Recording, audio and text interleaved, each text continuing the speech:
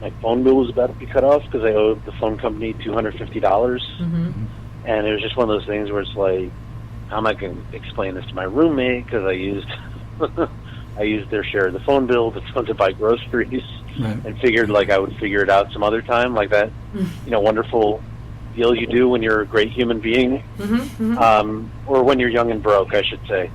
And then, but I'd been doing tech for my friends' shows, like basically just like running lights and sound for people's one-man shows and whatever.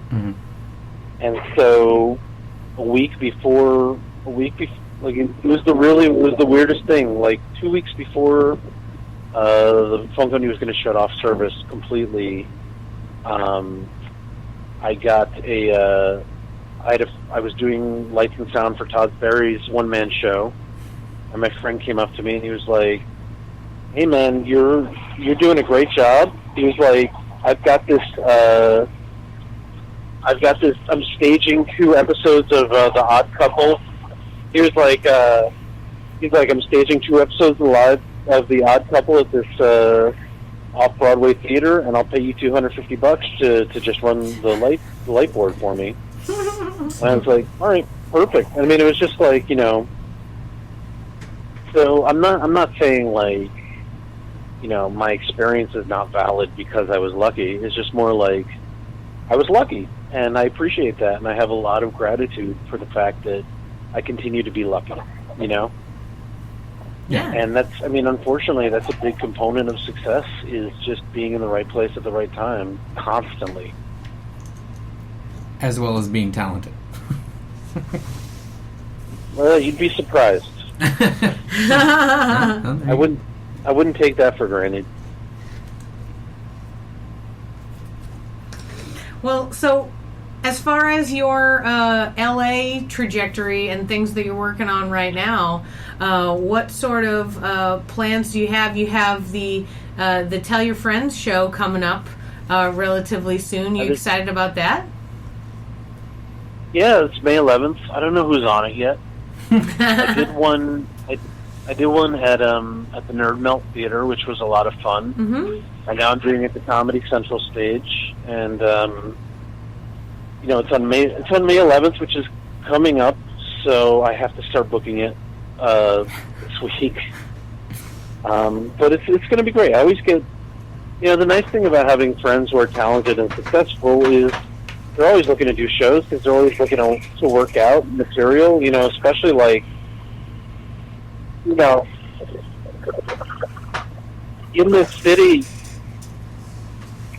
it's a really funny thing about this city. Like, you can't take it for granted that just because someone is successful on paper that they're going up all the time or they're booked at all the shows or something like that.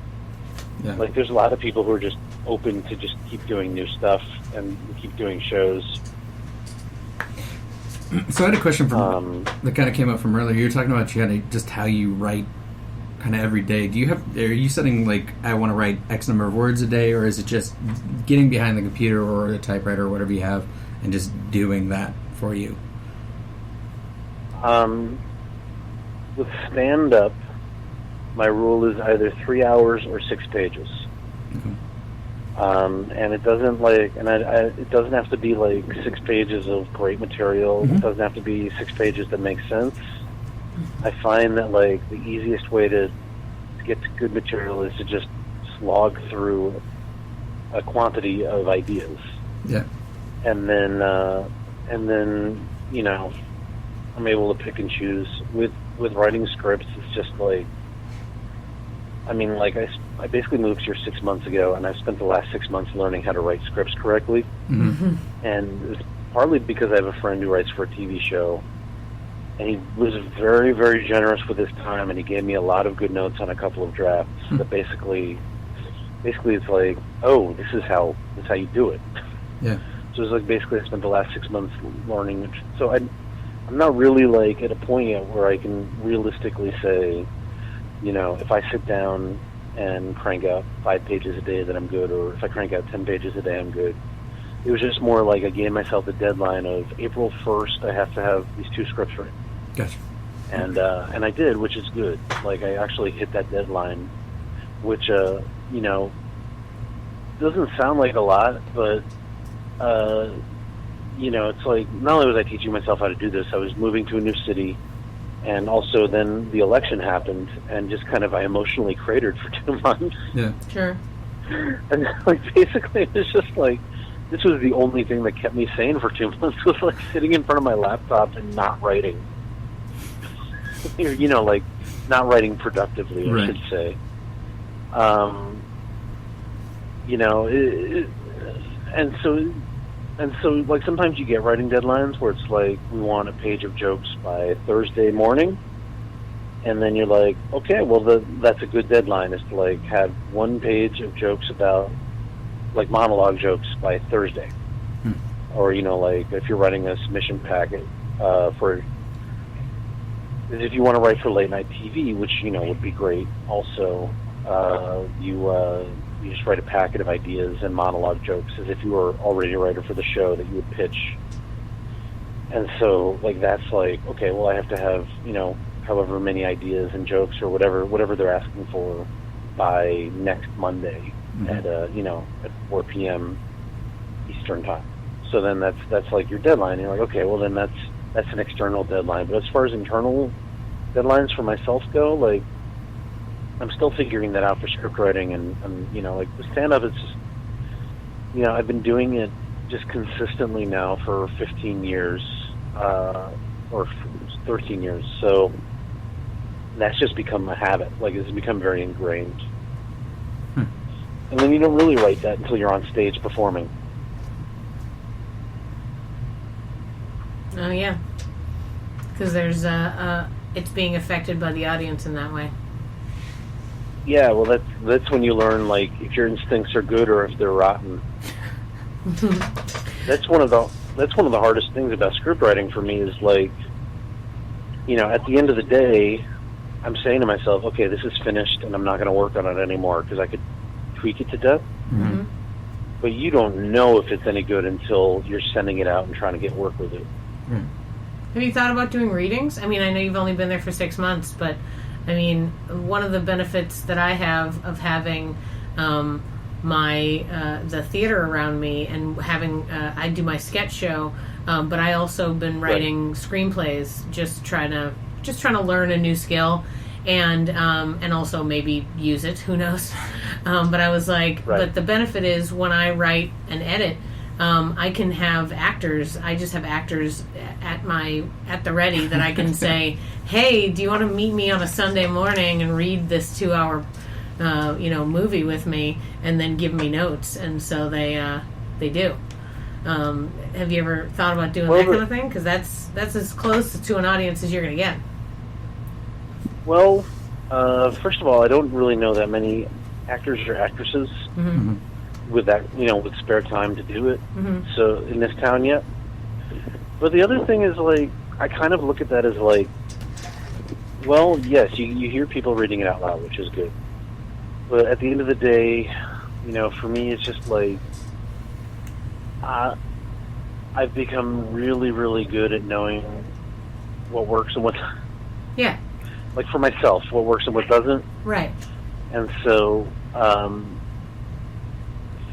thing that really freed me to do this writing, and the reason why I'm not really stressing it that much, is because at the end of the day, you don't have to write a masterpiece. You don't have to write, like, the pilot script for Cheers, because nobody's that good. Nobody's writing that. Most people in this town are mediocre. And so it's just about writing something that looks like a script, a sitcom script, and having someone you trust who looks at it and says, okay, this is really good, just fix this, and this. Because I always give my friends carte blanche to tell me it's lousy and I should just try something different. And the people that I really trust are the ones I trust to actually be honest about that stuff. So I have faith in that. It's just more about, there's just a point in the process where you have to let go and just understand that you no longer have control over it. And that's the point that I hate. I suppose to a certain extent, though, you have to trust your own voice, and when you're writing spec scripts and scripts that are for the purpose of auditioning and getting jobs, that is what you're trying to do. Is it's not like you're writing, like you said, the pilot script for Cheers. You're just writing in a way that it's like, this is the way I think. These are the jokes and the style that my brain works in. Because if they're going to hire you, they want your brain and the way you tell jokes to be what tells the story that they tell you to write. Well, yeah, I mean that's it. Is like, like with a script, it's like once you learn the mechanics of storytelling and characters and characterization and stuff like that, then you just realize that the rest of it is just a vehicle for nonstop jokes. Mm. Like, especially with sitcoms. Yeah. Since you're writing spec scripts for TV shows that already kind of, I assume you're writing for things that are already on the air and already have a voice too. No. Oh, you're not. Okay. I was told I should write spec pilots. Oh, okay. I've done a couple of those. Okay. And now that those are done on time, I'm going to write one or two like specs for shows on the air. But gotcha. That wasn't my focus when I came out here. Like, it was just. Yeah. Which, no, that makes sense. I realize now I should have done it the other way, because it's just probably easier. I was just curious because, and the way what you've written about is things that you've come up with, so it is your own voice. But then if you do it for something that's already on the air, those characters are already developed and the joke style's already there, so it's kind of a different beast. I'd assume, Yeah, I guess that's true. What I did was I wrote one for what they call a multi-camera, like family-style sitcom, which is just a lot of snappy banter and jokes and back and forths. And then I wrote what they call a single camera, which is filmed more like a movie, and that is more situational and more like things that are happening, and less about just people telling jokes at each other for the 24 pages. Right. Yeah. So I don't really have like a thing where it's like, well, this is my voice, because like it's if all the characters are speaking with one strong voice, then it's no good. Yeah. I don't know. I mean, also you're talking to me like I'm a professional at this, which is, it's like I'm a professional at comedy writing, I'm a professional at stand-up, and I'm still kind of learning the ropes a little bit with this script writing thing. So, yeah, I mean, it's interesting to hear that the journey that you're beginning. You know what I mean? I mean, we're not writing sitcoms, so Patrick and I both write. But you're writing a screenplay. Yeah, but that's so different. And you know how that. That's, I mean, because previous to that, like I write and teach sketch comedy, so that for me is what I'm the expert at. It's like, yeah, I can write you a 3-minute zinger for sure, no prob. But as far as like, these are characters that you got to be interested in watching for 2 hours or an hour and a half, I guess. Like, usually it's like 3 minutes, and you're like, get rid of this guy. Those are my characters.